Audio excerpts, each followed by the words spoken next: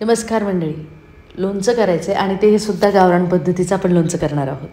अजिबात सडणार नाही, म्हणजे खराब होणार नाही आणि खायला तर खरंच खूप मस्त लागते अशा पद्धतीचं आपण, आणि खूप कमी साहित्यात आणि कमी वेळात होणारं आहे लोणचं.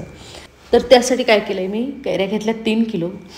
आता आपण कापून घेतल्यानंतर त्याचं मोजमाप करून घेणार आहोत, म्हणजे ॲक्युरेट आपल्याला प्रमाण करायचं आहे. कारण मी फोडून आणणार नाही, घरच्या घरीच कापणार आहे. त्यामुळे आपल्याला कापल्यानंतर जे आतल्या कोळीचं माप जे येतं ना, त्यामुळे काय होतं, माप कमी होते किंवा जास्त होते. त्यामुळे आपण काय करणार, कापल्यानंतर याचं माप करून घेणार आहोत. तर स्वच्छ पाण्याने धुवून घेतल्यात, मी पुसून घेतल्यात, कोरड्या करून घेतल्यात कैऱ्या, आणि नंतर चाकूच्या सहाय्याने कापून घेते. तुमच्याकडे जर फोडून मिळत असेल आंबा तर फोडून आणा आणि नंतर त्याचं किलोचं प्रमाण करून या. म्हणजे काय होईल, तुम्हाला त्याचं प्रमाण जर केलं तर लोणचं घालायला सोपं जाईल. तर इथे काय केलं आहे, मी आतला चाकूच्या सहाय्याने कापल्यामुळे वरचा सालाचा जो भाग आहे तो आपल्याला कापला जात आहे. तर आतली आंब्याची जी कोय आहे ती आपल्याला कापता येत नाही. त्यामुळे वरचा भाग जो आहे आपला जाडसर तो कापून घ्यायचा आहे आणि मीडियम आकाराच्या आपल्याला त्याचे काप करून घ्यायचे, म्हणजे फोडी करून घ्यायचे आहेत. तर इथे व्यवस्थित आंबा कापून घेतलेत मी, आणि कापल्यानंतर मेजरमेंटनुसार आपलं 2 किलो झालेलं आहे. तर 2 किलो कैऱ्या झालेत आपल्या, आणि तुमच्या एवढ्या म्हणजे 3 किलो जे आंबे होते ना आपले, म्हणजे कैऱ्या होत्या, जर तुम्ही फोडून आणल्या तर त्याचं प्रमाण आहे हे. जर फोडून आणल्या असतील तर त्याचं प्रमाण, यातला मसाला थोडासा तुम्ही बाजूला ठेवू शकता. तर मी 50 ग्रॅम कळंची घेतलेली आहे, 30 ग्रॅम बडीसोप घेतलेली आहे, 5 चमचे लाल मिरची पावडर, म्हणजे 1 वाटी लाल मिरची पावडर घ्यायची आहे, अर्धा चमचा मेथी दाणे घ्यायचे आहेत आपल्याला, 3 ते 4 लवंग घ्यायचे आहेत, आणि मिरे घ्यायचे आहे. तर मिरेसुद्धा आपल्याला कमी करायचे आहे, यातले मिरे आपण कमी करून घेतो आहे. तर 10 ते 12 मिरे घेतलेत, आणि आपल्याला 50 ग्रॅम हळद घ्यायची आहे. मोहरी घेतली मी चांगली 300 ग्रॅम, आणि मीठ घ्यायचं आहे आपल्याला 200 ग्रॅम. इथे ॲक्युरेट प्रमाण आहे हे. तर अगोदर काय करायचं, मोठ्या भांड्यामध्ये आपल्याला मोहरी जी आहे ती घालायची आहे. मोहरीसुद्धा आपली स्वच्छ धुवून वाळवून घेतलेली असावी, म्हणजे त्यात अजिबात कचरा नको आहे, कुठली अन्नाचा कणही नको, पाण्याचा थेंबही नको. तर जाडसर असं आपण याचं वाटण करून घेतलं आहे, म्हणजे पावडर करून घेतलेली आहे. तर आता हे बाजूला ठेवायचं आहे. तर मी तुम्हाला हातावर घेऊन दाखवते मोहऱ्या कशा प्रकारे आपण काढून घेतलेल्या आहे, मोहरी जी आहे ती कशा प्रकारे काढून घेतलेली आहे. तर इथे भांड्यामध्ये मोहरी व्यवस्थित काढून घेतल्यानंतर छोटं भांडं घ्यायचं आहे आपलं मिक्सरचं, त्यामध्ये आपल्याला कळंची घालायची, बडीसोप घालायचे आहे, आणि मेथी दाणे घालायचे चांगले अर्धा चमचा, 4 लवंग घालायचे आहेत, आणि 5 म्हणजे 10 ते 12 आपल्याला मिरी घालायचे, म्हणजे काळी मिरी जी असते ती घालायची आहे.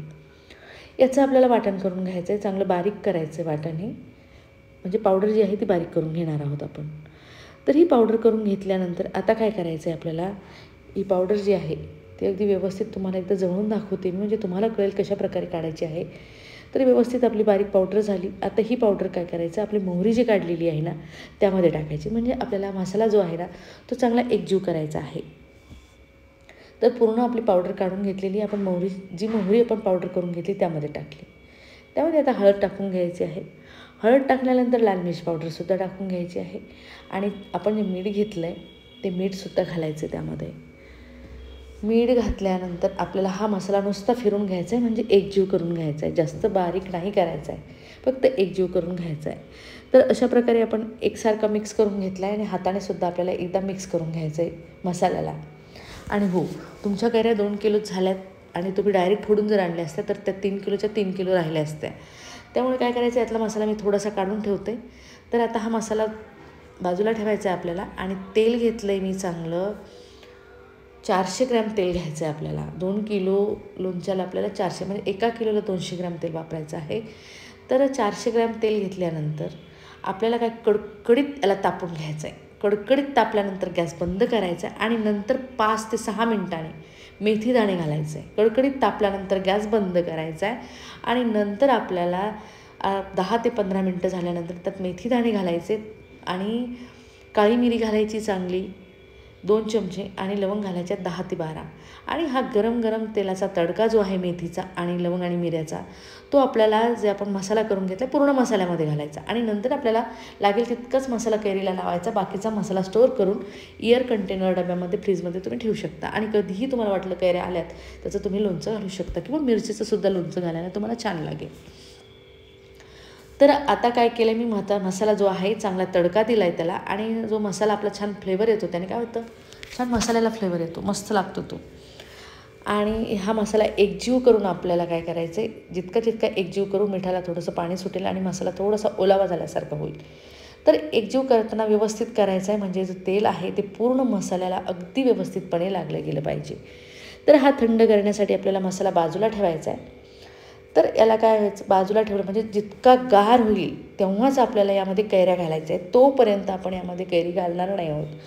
तर इथे मला वाटते तर चांगला 1 तास होऊन गेला आहे, थंड हवेच्या ठिकाणी ठेवला होता मी.